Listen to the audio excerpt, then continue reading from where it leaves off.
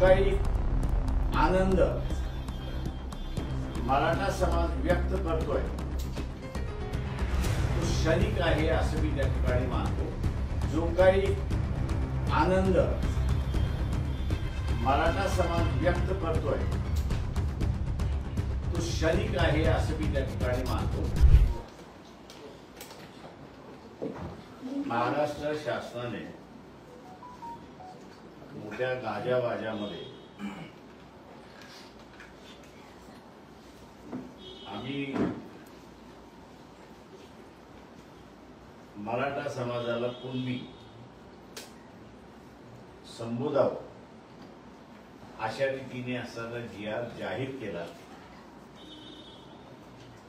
आणि अशी टिपकी मारली की न सुटणारा प्रश्न आम्ही सोडवू। ही दुर्दैव असं म्हणेल की भारतीय जनता पक्षाने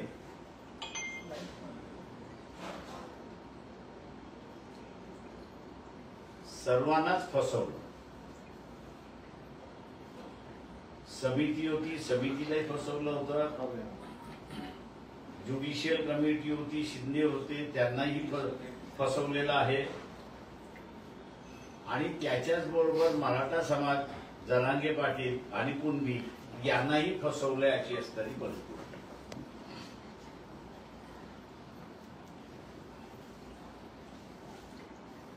कोणाच्याच हाताला काही लागलं नाही अशी असणारी परिस्थिती। वंचित बहुजन आघाडीची जी भूमिका होती की ओबीसीचं आरक्षण ओबीसीलाच राहिलं पाहिजे आणि मराठा समाजाला आरक्षण द्यायचं असेल तर त्यांचं ताट हे वेगळं असलं पाहिजे, तरच मराठा समाजाला आरक्षण मिळू शकतं। ती भूमिका शासनाने घेतली नाही, तर शासनाने सर्व मराठा हे कुणबी समजावेत म्हणून असा जो जी.आर. काढला, त्या जी.आर.च्या माध्यमातून मी मगाशी जसं म्हणालो की पूर्णपणे भारतीय जनता पक्षाने किंवा एकनाथ शिंदे असतील किंवा उद्धव ठाकरे असतील या सगळ्यांना गंडवलं असं मी त्या ठिकाणी म्हणणार। फसवलं सुद्धा असं म्हणणार नाही, पण भारतीय जनता पक्षाने त्यांना पूर्णपणे गंडवलं असं मी त्या ठिकाणी म्हणणार आहे। आणि त्याचं कारण असं आहे की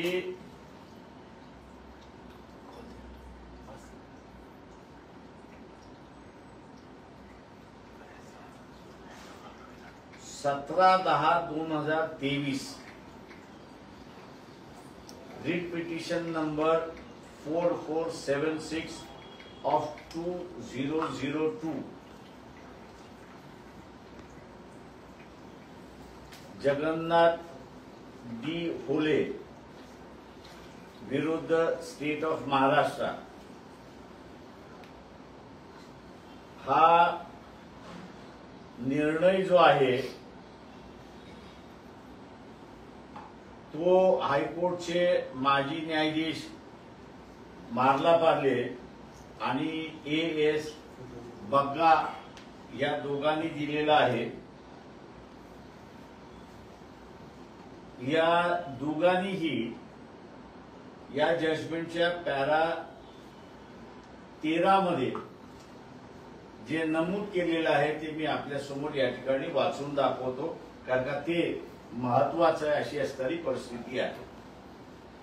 if the impunged decision which is based on sole document is accepted in the instance case, the entire Maratha community in the state of Maharashtra will have to be accepted to be belonging to Kunbi dash other backward classes, and this would result in nothing short of social absurdity.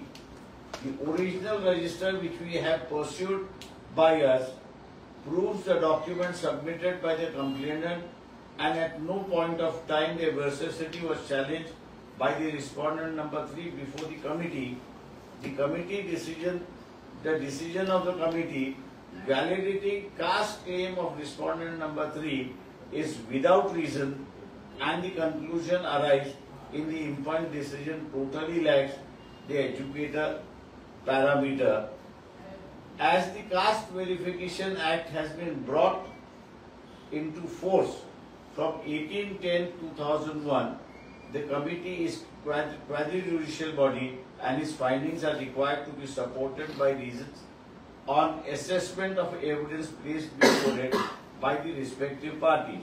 The committee's findings are thus grossly erroneous on this account as well, and such findings, without setting out the reason thereof, are ab initio void.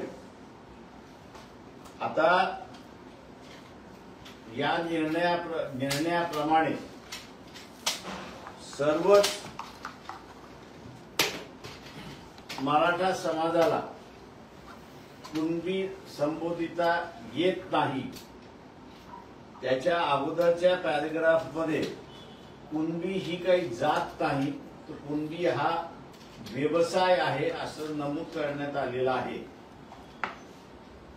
हा निर्णय supreme कोर्टातही गेला आणि supreme कोर्टाने सुद्धा शिक्कामोर्तब त्या ठिकाणी मारलेला आहे की सर्वच मराठा ही कुणबी आहेत असं सरसकट त्या ठिकाणी धरता येत नाही. आणि म्हणून जो निर्णय भारतीय जनता पक्षाने GR मार्फत काढला तो मगाशी मी म्हटल्याप्रमाणे गंडवणारा आहे, फसवणारा आहे. त्यांनी राधाकृष्ण विखे पाटील त्यांची समिती होती त्यालाही फसवलंय, गंडवलेलं आहे. जस्टिस शिंदे यांची कमिटी होती त्यालाही त्या ठिकाणी गंडवलेलं, फसवलेलं आहे. जरांगे पाटील आंदोलनात बसले होते, सगळे कार्यकर्ते त्यांना असताना फसवलेलं आहे, गंडवलेलं आहे. अशी असणारी परिस्थिती आहे. जेव्हा सुप्रीम कोर्टाने असं म्हटलेलं आहे की सर्वच मराठ्यांना कुणबी म्हणून आपल्याला संबोधता येत नाही, त्यावेळेस हा GR बेकायदेशीर आहे, कायद्याला धरून नाही, एका इस्टॅब्लिश निर्णयाच्या विरोधात आहे. आणि म्हणून जो काही आनंद मराठा समाज व्यक्त करतोय तो क्षणिक आहे असं मी त्या ठिकाणी मानतो. त्याचा हा निर्णय ज्या वेळेस कोर्ट केला जाईल त्या वेळेस ज्युडिशरी ही या निर्णयाच्या बाजूने उभी राहील.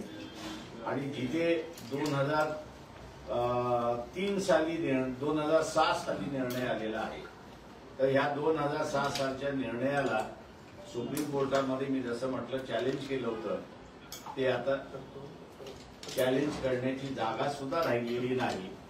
फार तर रिव्ह्यू पिटिशन किंवा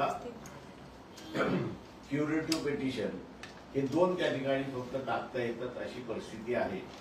तेव्हा भारतीय जनता पक्षाला माझा असणारा सवाल आहे की तुम्ही जाणीवपूर्वक या सगळ्या लोकांना गंडवलत का, फसवलत का, याचा खुलासा तुम्ही पहिल्यांदा त्या ठिकाणी केला पाहिजे.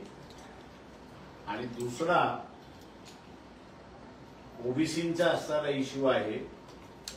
हे जजमेंट जरी अस्तित्वात असलं तरी ओबीसींना स्वतःच्या अधिकारासाठी लढावं लागेल, मोर्चे काढावे लागतील, आंदोलनं करावी लागतील, बैठका घ्याव्या लागतील.